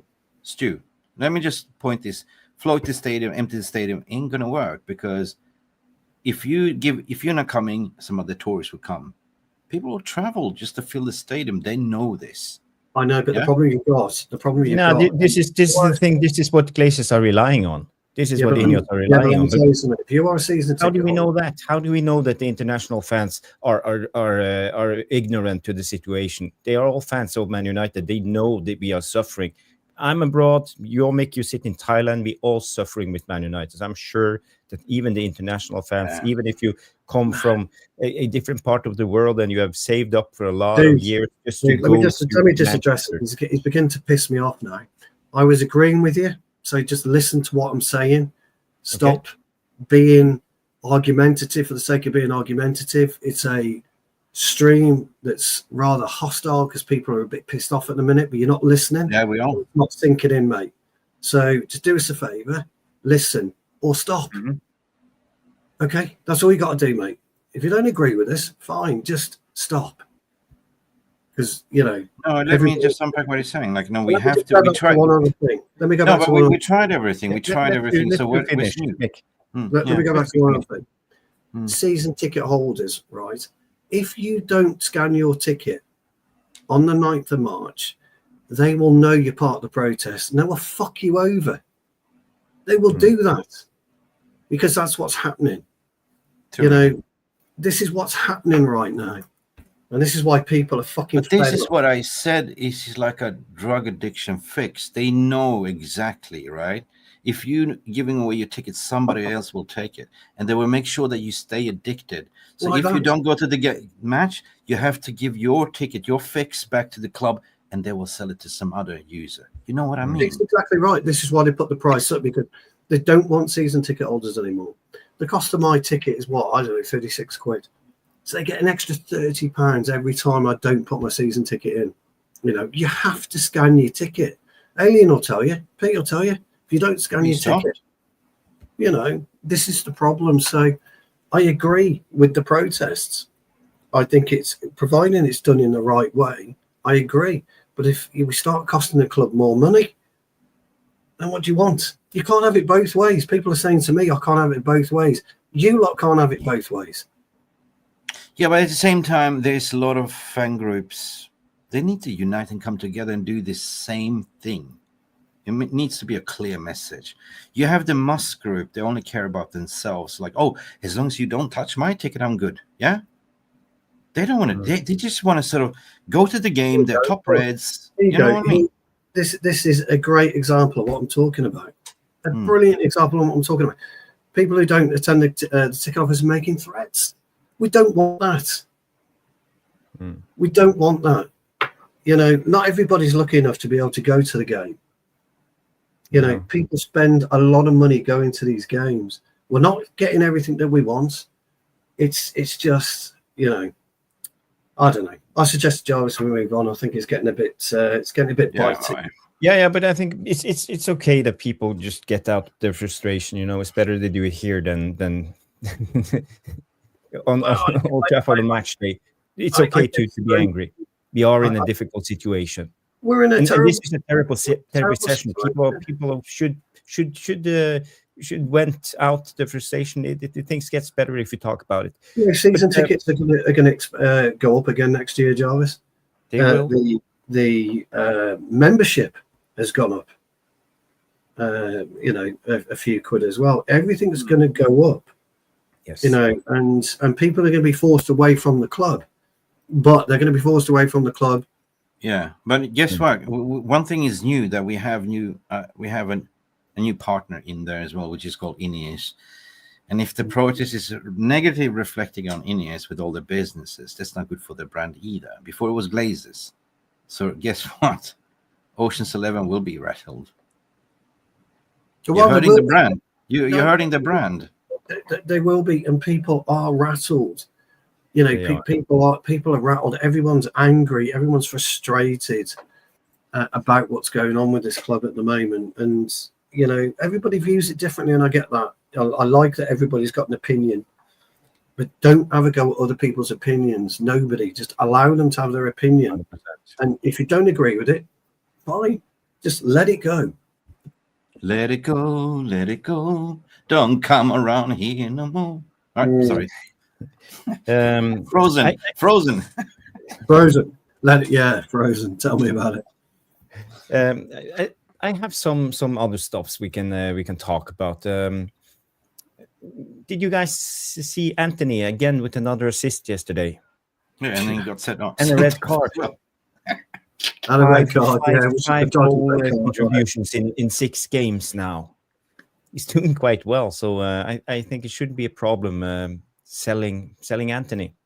And I don't have the footage of the red card. I have just the pictures here. I heard it was a soft tackle. Should have been a yellow, but he got a red card, so he will miss out the Real Madrid game next in the weekend. So do you think we will be able to sell him and get a decent amount of money? Yeah, in La Liga, 100%. You could sell him to La Liga. I don't. You probably get 40 max. I would imagine we'll lose 50 on him. Do you think we can recoup it as much as 50? Yeah. Yeah, if we keep continues. How long has it been? If you calculate, what 5 years contract, he's been there, what, 3 years? 2 years. Half of that would be already paid. Yeah. So if you get don't forget we're paying up his salary at the minute. So this will effectively see his contract down, won't it? The extra 6 months. But look, if we could sell him, I think it'd be good business. But I'm with Mick on this. You've got to start getting the real profit and getting double the money, basically. Yeah, I mean, it's definitely getting noticed in La Liga. Like, you're playing for Atletico Bilbao there. Is it no? Yeah. No, Betis, Royal Betis. Is it Royal Betis? He chased him 20 yards, didn't he? And kind of like he didn't jump, but he kind of It's in his best interest. He's putting a shifter this season to sell himself to be in Spain. He needs to go. Yeah, he needs to go, and it's a shame, but it is what it is. But I think if we get 40 million from him, we've got to take it all day long. Yeah, hang on, amigos. I gotta speak up. Yeah, that's okay. That's okay. So yeah, at least we will get some money, and I think Antony is a guy that I don't think Amorim sees him as a potential player to function in his system. No, I mean, look, half of him. I was excited. I was actually thinking he could work as a left wing back when under Amorim. He probably could. I think he probably could have. I think if he was actually given a shout at it, I think he probably could have.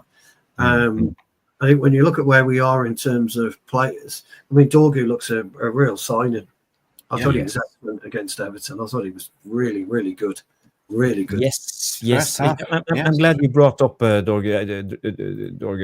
I have the stats from his last game here, and you guys have probably seen it, but it was 100% his tackles won, 89 touches, strong, 44 passes, 11 ground duels, 8 ball recoveries, 6 clearances, and 4 crosses.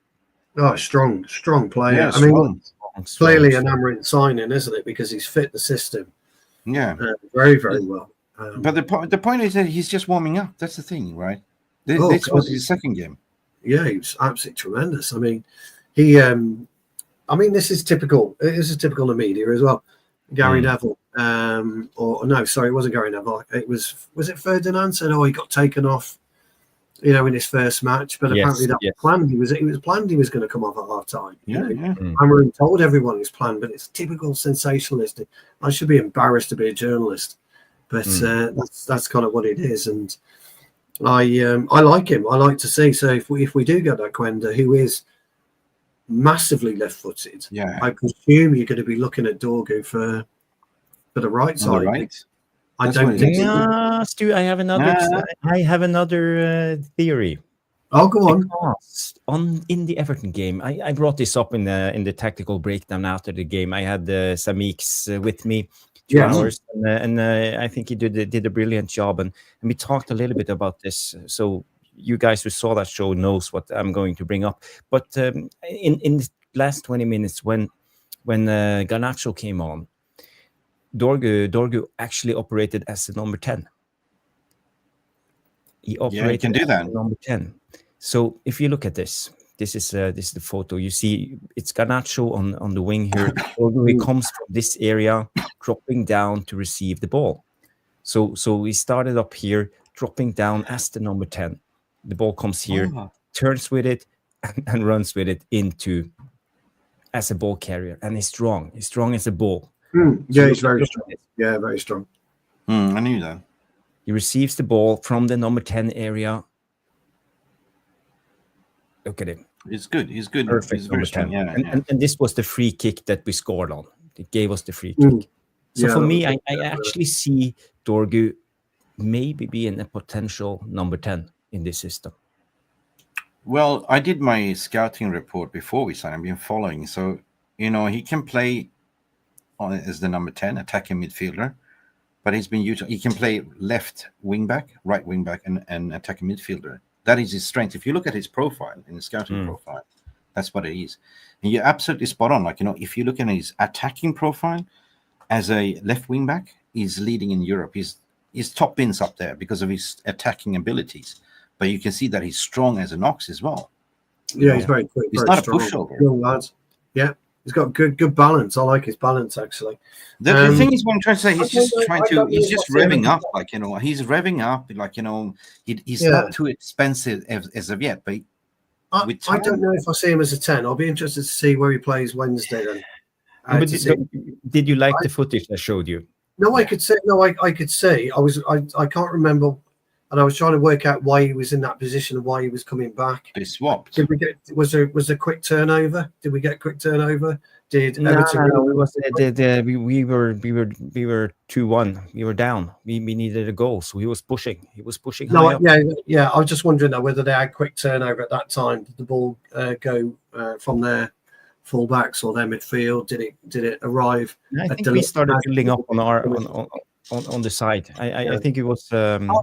It's an interesting theory. I mean, the thing is, I don't know enough about Dorgu to add the stability you would like me to add to that. But I'll look out for that on Wednesday because we play. Who do we play Wednesday? It's Ipswich, isn't it? Ipswich, yes, Ipswich.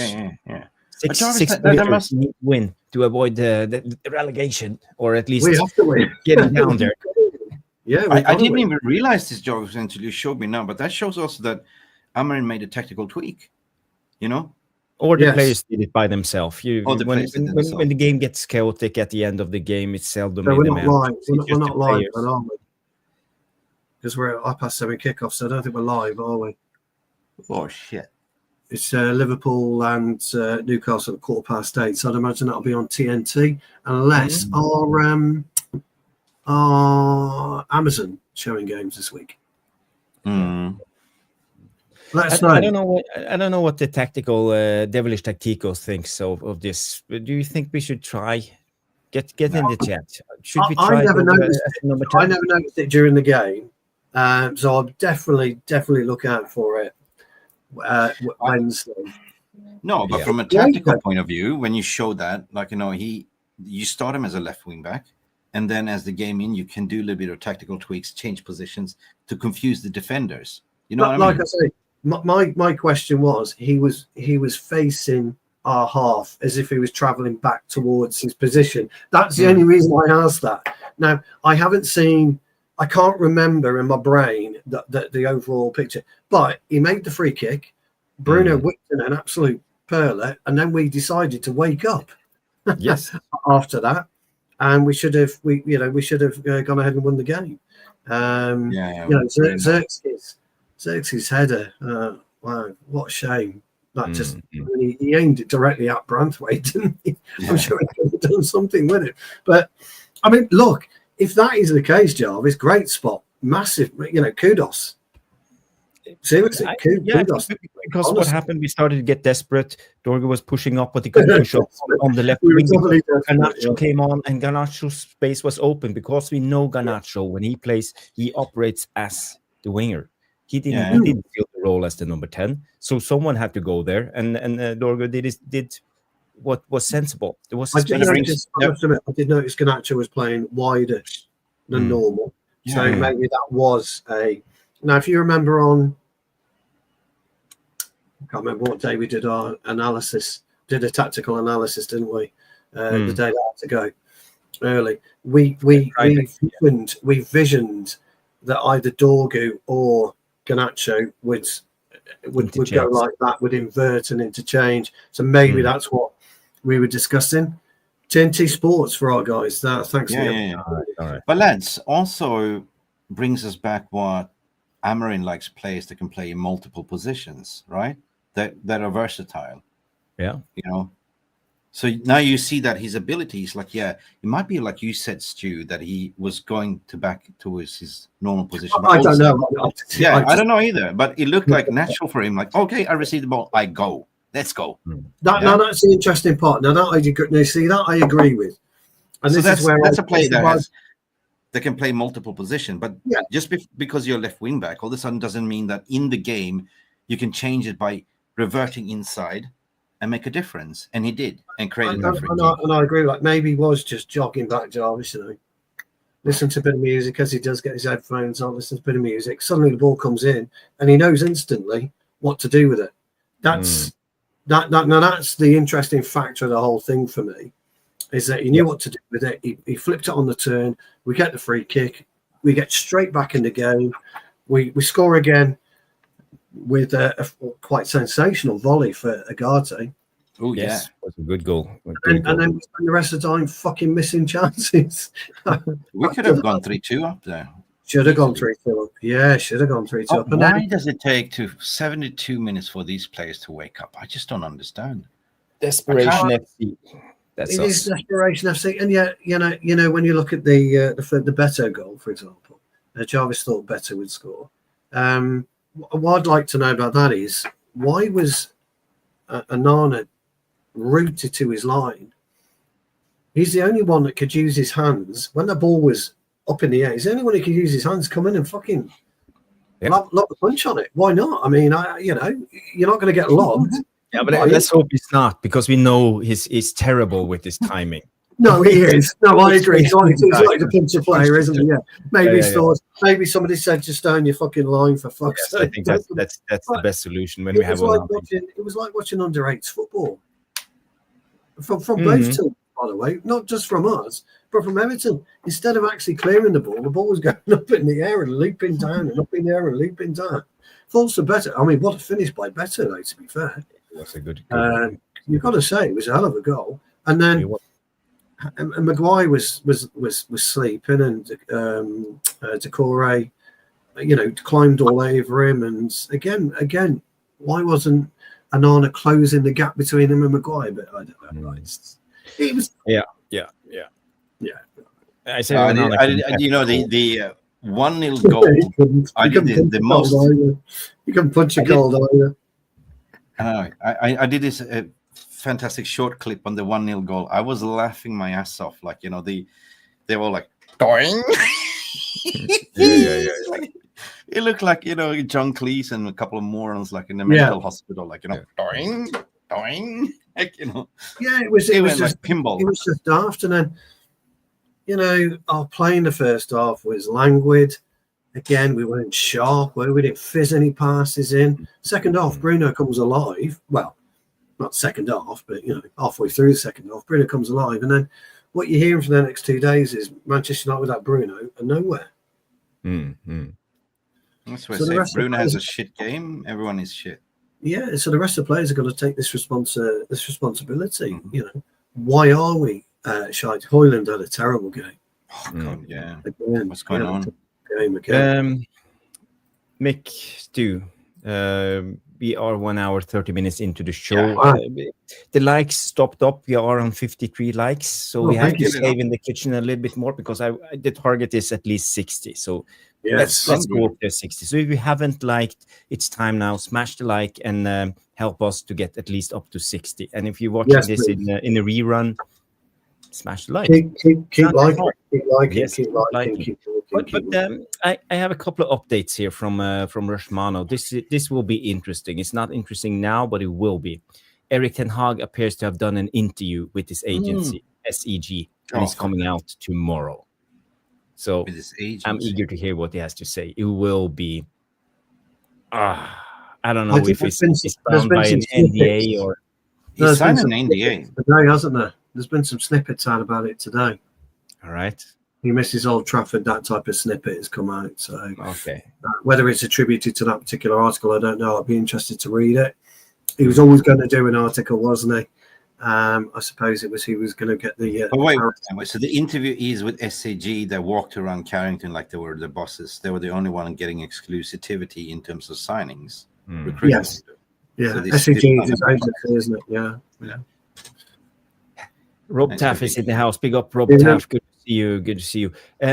Guys, we are coming soon into the Q&A session of the show, but I have one more tweet to share with you so we can talk about. But get your questions in already, and we will do a quick Q&A at the end of the show. And do as Rob Taff tells you: like, subscribe, and become a member. Yes, we need more subscribers too. We are hoping that we can go one day up to 1,000 subscribers. That will be massive, because then we will be fully monetized as a channel. So get your questions in for the Q&A. This one, this is interesting. Mick, I'm asking you. You know everything about this. It's LA Matthews comes. This is Rushmano sharing these tweets with me. So he says, Sheikh Jassim was asked to prove if he had the funds to purchase Man United, and he couldn't. The report is factually in the SEC filings made by United. These are legal documents freely available for you online. We went on this. There was some objection from them that there was wrongfully reported in the file for the spin. And you remember that they were threatening with the lawsuit and everything. Mm-hmm. They provided proof of funds, otherwise you would not be able to bid at all, right? That was the screening in the first place. You got to see the ledgers, the books, then you came in with bids, and everyone that sound the noise, mergers and acquisitions, you got a proof of funds. Otherwise, you will not come that far. And in fact, they had a verbal agreement with the Glazers. The valuation was there, but they had to sugarcoat it and spin it the other way around to say, well, look at this. Yeah, Sheikh Jassim. Nah. He's a phantom. The British media was bought. Paint the picture. I don't believe in anything that's coming out here. This is old news, by the way. Old news. Okay. This has been reported before, hasn't it? This is old news. This is old news. This has been... Do you know, the interesting thing is Mick's quite right, really. It's very easy to hide behind the SEC. It's massive in the States, absolutely huge. Securities and Exchange Commission is, they are the police of the NASDAQ, aren't they? So, but I tend to agree with Mick on this one, Jarvis. You wouldn't be able to get into the bidding stage unless you showed some kind of financial clout. I'm sure there's no way. Crikey, who was it? Rain Group would have entered a conversation without proof of funds. That would be my assessment of it. So yeah. Well, it's Qatar is not coming in, at least not in for a couple of years. I believe there was a 3-year deadline, so we have 2 years left, and then there will be a chance to get in on. Was it $33 or $36 a share? Why would they? Why? I mean, if you got treated this way, they got pissed off because they basically the confidence were there because they was given the verbal green light that you remember all the reports. They were given the verbal green light. We are accepting your bid. And in comes Ratcliffe. Give me more time to work something out. He came up with this master plan, right? And that's why they got pissed off. And that's why they had to spin to the remaining of the fans and everyone else to sugarcoat that he wasn't real. That was an AI-generated picture. There was never proof of funds. Well, fuck's sake, you had the biggest bankers in there leading the negotiations, Shabazz, all of them, These are world-class bankers. Are you saying that there's no proof of funds? I thought didn't his dad own the bank, or wasn't he president of one of the banks or something? Dad, I can't remember. But it is what it is. No, it is. Wow, what a strange stream. It's been a really enjoyable stream, actually. Sorry for losing my rag, but our club does this to us once in a while, doesn't it? The United Football Way agrees, he says exactly, guys. So, yeah, it's good to hear. We are on 57 likes, only 3 away from 60. We need 60. Give us 60. We've been slaving in the kitchen now for a If you have 2 YouTube accounts, one on your mobile and one on your computer, double that, Alex. Double it up. Leverage 2 up. I see we have a lot of questions coming in, so I think we should go to the Q&A session, and I will play the video first. I will move Stu to the chief stream, and Omar Berrada in the house, chief executive. Omar Berrada, yes. Roll the tape.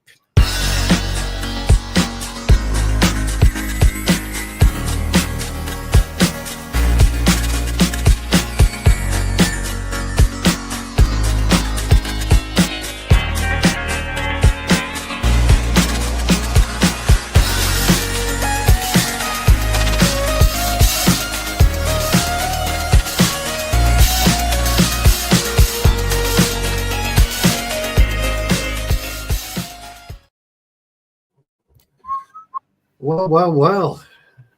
Jarvis was rolling and stopping and rolling and stopping and rolling and stopping. Welcome to the Q&A section of the show. It's been a massively lively show tonight. I think whenever we talk about the state of the club, emotions run very, very high because we're all lifelong supporters of this great club, and I think we should maybe all of us give ourselves a break on it and allow us to talk about what we want to talk about. Sorry, Jarvis. Stu, can you read this out from Alien Tenno? Yes. Jarvis, could you please shout out me, Nathan, Kieran, Phil, Karen, etc. We have left going to Manchester United and following our local team, Chester FC. Now I'm going to give you a massive shout out on that one, Pete, and I'll tell you why. My dad, who's no longer with me, was from Chester and he loved Chester FC. And I do go occasionally to Chester to watch the game. So, big big part for me. Jarvis, give him a big shout out, pal. Big up, Alien Tenno, Peter. I respect that. Decision. And this is such a shame, isn't it, Jarvis? This is such a shame that Pete has been following the club longer than me, I believe, as that's a result to this. So, massive big up from me, Pete. Massive big up. Massive respect, yeah. Right then, let's get going. Yes. Paul is in, Paul Greaves. And he would like to say, can anyone tell me a sporting project at Ineos that is successful? Very good question. I can only think of one, and they've just finished it, and that was the America's Cup. Because we did get to the final of the America's Cup, Britannia, for the first time in, I don't know, 50 years or something like that. But didn't it try to inflate the Grenadiers by doping as well? Brailsford? I think it was under Team Sky, but there is a Sky, yeah, maybe, yeah. No, to be fair, Mick, there's a synergy there. There was a fine line that I believe was slightly crossed. Something called a therapeutic exemption for Bradley Wiggins and other riders. They were taking cold remedies that added value to it. So, Jarvis, I'll let you with that, and then Mick. Briefly. Well, when it comes to Ineos, no, I don't think so. There's never been any successful. Didn't they win anything with the cycling team? Not even not under Ineos Sky. Yeah, and that's their problem. No, it's a big fat no. So this is my worry when it comes to Ineos, because I know where that question is leading. They are not competent when it comes to winning things. In all sports, if it's cycling, sailing, Formula One, I don't know. They participated. Ratcliffe ran the marathon. He participated. Didn't win. Yeah, F1. Did they win the America's Cup? No. Sailing? No, but they got to the final. Yeah, which is a big thing, Jarvis. We haven't been to that final for I don't know 40 years. Owners of needs. Is it called America's Cup, or is it Volvo Ocean Race? Or no, it's called the America's Cup. It's called America's Cup. Okay. Yeah, anyway, great question, Paul. Thank you. He's in the house. I just want to shout out Rich. Big up, Rich. Oh, big up, Rich. Yeah. Crikey. Oh, God damn. God. Eduardo has come in. He said, cracker. You guys think it will take to come back to the elite club status? Does anyone have a crystal ball? Like, can we call Madame Swords or something? Like, Tricky one, that one, I'm afraid. I don't know. Years. Sure. Years. Difficult one to say, pal. You said 2028. I said 2027. So I know I missed that target with a lot of years. I think we're talking 30-35. No, 20-35 or something. I said 10 years, didn't I? Yeah, you said 28. I said 8 years. Yes. 8 years. I would do my calculation based on my previous rant. Took Klopp 8 years or 7 years to win a title, right? Ooh. So if we are on ground zero right now, a couple of transfer windows in, I don't see another 5 years. Depends on. We could get it right. The transfer window needs to be flawless. We could get it right. But everything depends on what others are doing as well around us. But you got to remember, Mick, we waited 26 years? Years. 26 years. So very interesting. Difficult to say. Let's hope we do it in 5, but I say 8. So Rob Taft's come in with a question. Something we touched on a bit earlier, so just a very, very quick answer, please, guys. Has a workplace ever provided you with free dinners? Mine was when working with for the COVID test centre. Excellent. Thank you for your support on that one as well, pal. And Tesco head office didn't. It's a no for me. No. For me, it was lunch. Free lunch. Oh, well, nice. So I worked in a place that they provided free lunch for the entire staff, and there was a 5-star meal. Right. I worked for the Royal Group in Abu Dhabi. So well. It came from the palace. Yes, fed the staff. That was the privilege. No, that is a privilege. I think Abu Dhabi it is, and Jarvis. I had free lunch when I was in the Marines. Okay. Yeah, of course. So, yeah. Okay. Free lunch. That consists of baked beans in a can. Yeah, no, it was some a great sushi. I mean, the food was excellent, okay. excellent. Can't complain. Definitely not for me. Quick one from Trev. When is Stu going to bring out his own Adidas clothing line, which stands for all day I think about Stu? You know he loves himself, Trev. You know it, pal. You know it.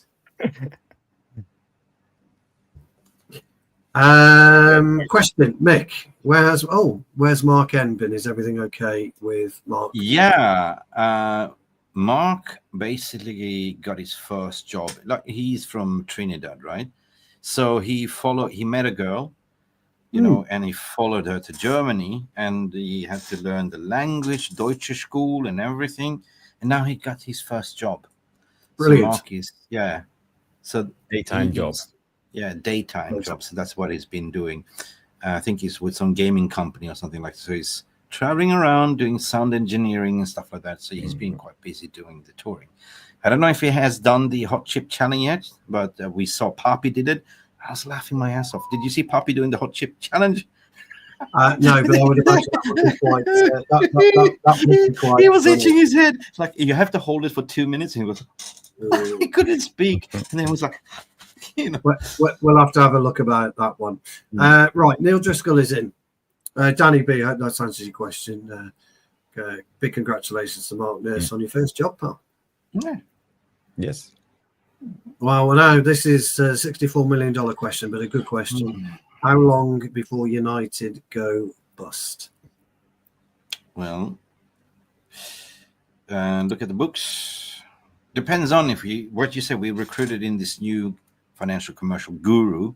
Apparently, it's going to give us a lot of deals and stuff like that. So yeah, depends on.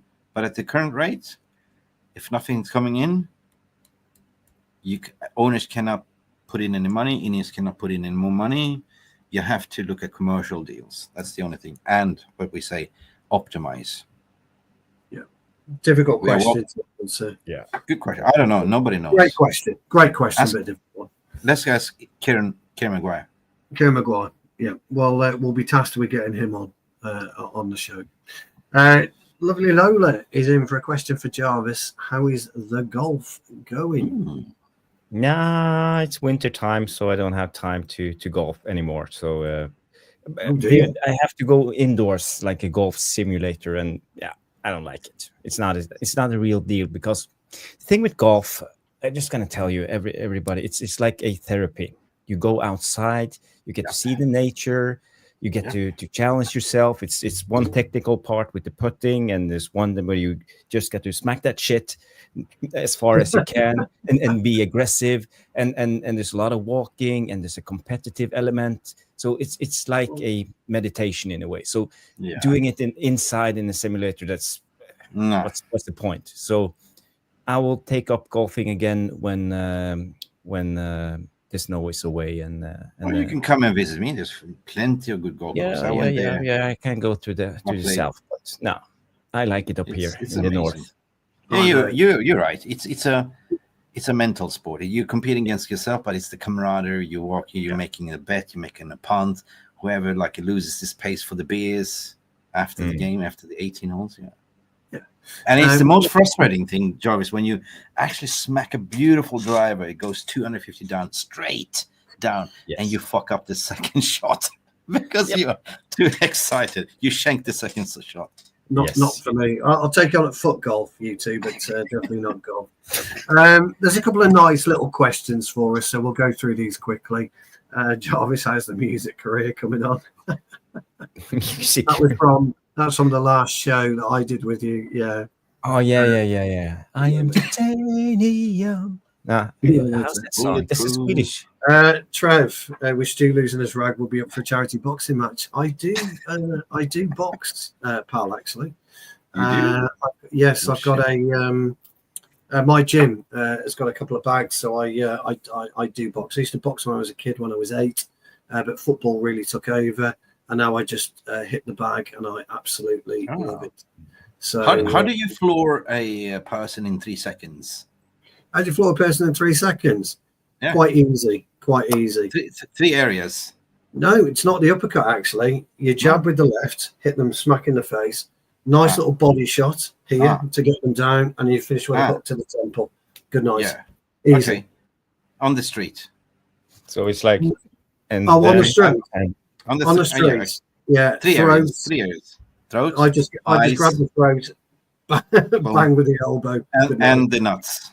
Yeah, the nuts. But yeah, get the throat first. Peaceful yeah, protest. because when you're on the street, you've got to get hold of your target, then bang, that's it. But boxing is bang, bang, bang. Try it. Yeah. You've got to be quick with it. Combinations. Bang, bang. Yeah. Three. You've got to be quick with it. And if you're quick, once he's down like that, then you've got to hit him with the cross. And don't forget, when you're fighting, it's always about here, never your shoulder. Your power is always there. Comes from your shoulder. Of course. No, your power comes from your elbow. Oh. Your power comes from your elbow. If you do it now, if you do a quick stab like that, it's all from your elbow, not your shoulder. Your shoulder very rarely moves. No, So but it's the full. I mean, it's the trigger where you. I mean, once you've got him, Nick. Once you've got him with the extra jab. push.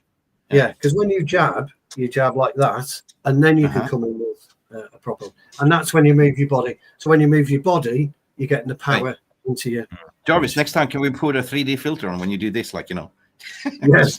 And Jarvis, when you do that, I'll go like this. He's hit me. He's got me. Right, there's a fun question. Have you ever seen The Way of the Dragon with Bruce Lee, the 1-inch punch? Like, yep. Yes, that's right. That's what I'm talking about. It's here. That's your real power comes from your elbow to comes from your hips as well. Yeah, the rotation. Well, that's when you're twisting. That's where it comes in. Get your leg right. Right, where we yes, there's a nice question for you as well. How is Thailand, Michael? Ooh. Have you been to Isan? No, I haven't. I've never been to Isan. No. Where in Thailand am I? I live in the island called Phuket in Kamala Beach. So never been to Isan. The idea was to try 6 months. I'm stuck here 1.5 years already. Love it. No, no. It's amazing. There you go. There you go. Yeah. What we got? Power comes from the hips. That's your stance, that is, pal. If you've boxed in a ring, you'll know that. Trevor, 1-inch punch from Stu, you never boxed. Stu's never boxed, of course. Mr. B knows I've never boxed, clearly. What Stu has done is called Bushido. Well, come and step in the ring with me, old pal. And we'll see if we box. Chuck Norris. Is it Bushido? What's his name? Come and step in the ring, pal. Come and step in the ring. That's the fun. Right, what else have we got? Let's have a look. Question. This is from Trev. What in each of the panel's opinion is the way out of this terrible situation, as it just seems a black hole which is only getting bigger? Good luck on that one.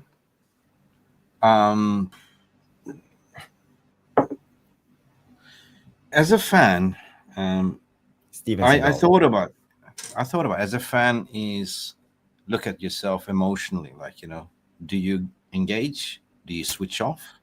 What's best for emotional sanity? You know what I mean? I don't see the end of the tunnel here. I've thought about it long and hard. The only thing, the way out, what I see, is to force them to sell out. You know, burn it to the ground, rise like an ash, like a phoenix, because it's been way toxic. It's been we've been fed lies after lies. 18 years is enough. So I'm just looking for the great reset. You know. Yeah. I don't know. How are we going to get the great reset, though? That's the thing, isn't it? Mm-hmm. Trev, I hope that's answered your question. What else have we got here? Oh, here we go. Boxing Straight Talk. He says, question for Stu, Jarvis and Mick. Do you think Amorim will be a success? And if yes, how long do you think he needs? Oh. I think you've got to give any manager 5 years now. I agree with what you're saying, Stu. 5 years, but he will never get 5 years at Man United. So He he won't. needs to No, be he successful. won't. And next season, he needs to bring some results. We need something. We need to see something. So it's up to Amorim to get these players working for him and his vision, get his signing. But the problem with signings, I worry because we seem to sign the wrong players, and it doesn't matter who we sign, they all end up terrible. Well, if we can continue what we did in January, which Dorgu, that's a perfect signing. Everyone He's agrees. brilliant signing, he is. A system. If you then look at, nobody really knows, if you're successful or not. Like if you're starting a new job, you don't really know if you're going to be there 5 years or not, right? Or 3 years. But it's all down to doing the right thing, getting people that are recruiting people that are following your leads. At the end of the day, this summer it's going to be massive in a way, because this is going to be the first actual real transfer window for him, right? So yeah, maybe first and foremost, like you get players out that don't belong. That's the number one. Number two, you have to refresh the whole squad, and that's going to take what, 3 years potentially. 3 years. You have summer window, January window, summer window. Yeah, but it depends on how you do it. How you do it smart. If you look at your academy, like he did at Sporting, he was very successful. Didn't spend much money. He utilized the academy. He didn't, did he? He didn't. No. And that's the thing, because you can nurture these people. They will run through brick walls. We're talking about intensity, right? And that's what we need for Amorim in order to be successful. What about you, Jarvis? What do you think then, old friend? Are you talking to me? I was reading. Yeah. I was reading Lolly Lola talking about Dolph Lundgren or Flash Gordon, but we'll come to that. The what? Flash Dolph Gordon? Lundgren. Which one? Where is that a question? No. I don't know. Is it 50-50, Dolph Lundgren or Flash Gordon? Oh, I will go. For me, Dolph all the way. Ivan Drago. Oh, yes. I remember Van Damme. And no, was it Ivan Drago? Rocky. Yeah. Ivan Drago. Ivan It was Drago like was Rocky. the Ivan final Drago was fight Rocky. scene. So come, it is you, the son, or is it not? What makes the Yeah, difference? he was. Russian? He played the Russian Ivan Drago. He was Russian. Yeah. Ivan Drago. So I remember the movie, like the father, he hurt his father so bad he was crippled, and then the son took the revenge and met Ivan Drago at the end. So he was like, there was a jumping around USA all the way versus Russia. You remember that cold? So he goes, so it is you, the son, or is it not? And he goes like jumping around. What makes the difference? Russian? It's like, I remember this. He did like this. That's when was he? I'm just trying to think when he was now. Rocky 4. Rocky No, it's not 4, Rocky. yeah. He didn't beat Apollo? He beat Apollo Creed, I think. Apollo Creed, yeah. Ooh. Or Orlando Calrissian, as I like to call him. It's the same guy. Yeah, isn't it? No, maybe it's not. No, it's a different guy. It's a different guy. Okay. Tony Montana. I'm sure it's a different guy. But Mr. T were in Rocky 3, I think. Mr. T was in Rocky 3. Yeah, he was called the Lang, wasn't he? Yeah. Fucking hell. Right, what else we got? What else do we have? I didn't answer Boxing Straight's question. Do you think? Here's the question. Yes, sorry, yes, I do think so. I do think so. He will be a success. I believe in Amorim.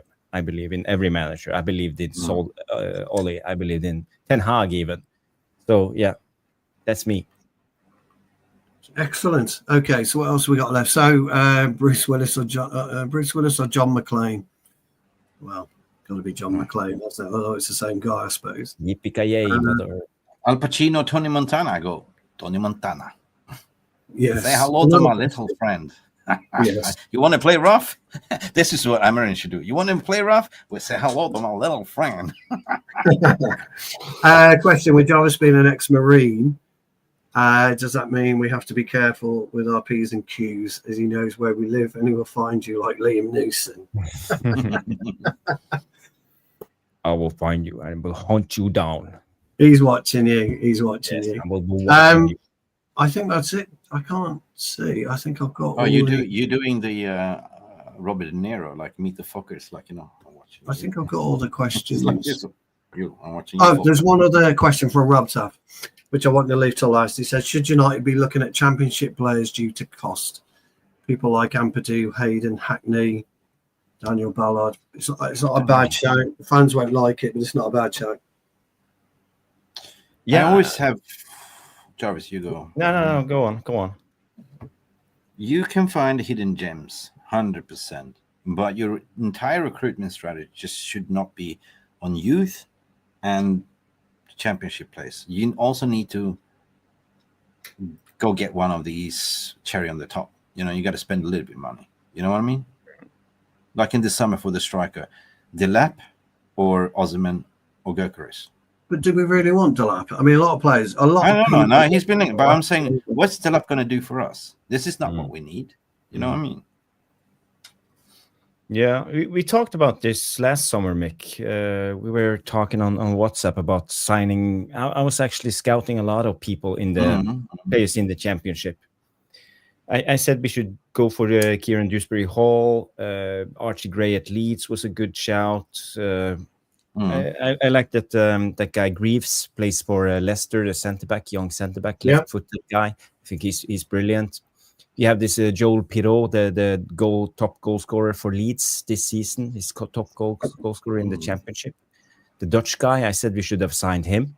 So there are gems in the championship. So I think we should be looking for players like that. And I think they will adapt to the Premier League quicker than, let's say, if you buy a player from the Dutch league. I think that's more of a gamble for me. Dutch league doesn't work. Yeah. Okay, that looks like the end of the Q&A. I want more South American players, more fighters. Yeah. You know, like the Ugarte kind of fighting. I have a new nickname for Dorgu. Go on. Snoop Dorgu Dog. Snoop Dogg. He's a doggy. He's a doggy. God, he's here all week, guys. Guys, that wraps up the Q&A. Jarvis, yes. One quick one before we end. Stu, question: will Onana ever catch a cross? No. Well, if he goes to the church, he can catch a cross. I don't think so. If he goes to the church, he can catch the cross. Yeah. Guys and girls, we have reached our target, 60 likes. We have had an interesting chat talking about the problems of our club. I hope you enjoyed it. And if you're watching it in a rerun, smash the like and subscribe. And everybody, get your comments in the non-live section after the show. I would like to know your score prediction for the Ipswich game on Wednesday, and how you think it will go. We didn't get to talk about the Ipswich game, so let me know so I can prepare something. I don't know if we will have time to do a preview tomorrow. We will see, but maybe not. But get your goal score prediction in for that Ipswich game. And if you have any comments on the latest with Ineos, do you want Ineos to stay? Do you think they will succeed? Do you like the Glazers, or are you Glazers out? Be waiting for me to show you the Philly shell stance. You can't really show it, can you? But it's, I guess he's talking about defensive posture, where you kind of like ducking back. It's kind of like you do kind of that. I mean, you can't really show it. Unless I've got that wrong, Mr. B. Like the drunken master? Yeah, it's like something like that. But if I got that wrong, Mr. B, just please tell me. Yeah. We're playing Ipswich at home. I forgot even we had a game, like, you know. Yeah. Yes. And then on Sunday we have. We better put some score in. We better put a score in then. We have two cup games coming up after that as well. I think we beat them 0. Okay, yeah, we have 1-0 here from the Denominator. But guys, I want to see them in the non-live section after the show, so I can comment on it, and we will have it printed down for the eternity. So we can shout out the guy or girl who made the right prediction in the. Okay. Get, the get your tactical show scores in. after the game. Get your scores But in I there. can read out some scores here. 1-0 Denominator, 1-1 from Loli Lola, 2-1 Boxing Straight. And Dave comes in 1-0 loss. So people are not super optimistic. Alien Tenno comes in. I put in some water in Charlie's hat. We will win 2-0. Wow. Yep. Even Alien Tenno believes we can win. So that will be good. Mr. B comes in with the 1-1. But get your score predictions in the non-live section after the show. So guys, girls, thank you everybody for tuning in. It's been a fantastic show. 158 people watching right now. Only 36 on YouTube, but there's been like 60, 70 people at the most. So I'm happy with this. I'm glad that you guys are supporting the channel, showing up and subscribing and liking and doing everything you can, keeping engaged and keeping us involved and keeping giving us content. So thank you, everybody. Thanks, Mick, for coming on. Thank you, Stu, for being the co-host. And always. Yes. So guys, girls, we will see you after the Ipswich game. Have a good one and have a good night. Bye-bye.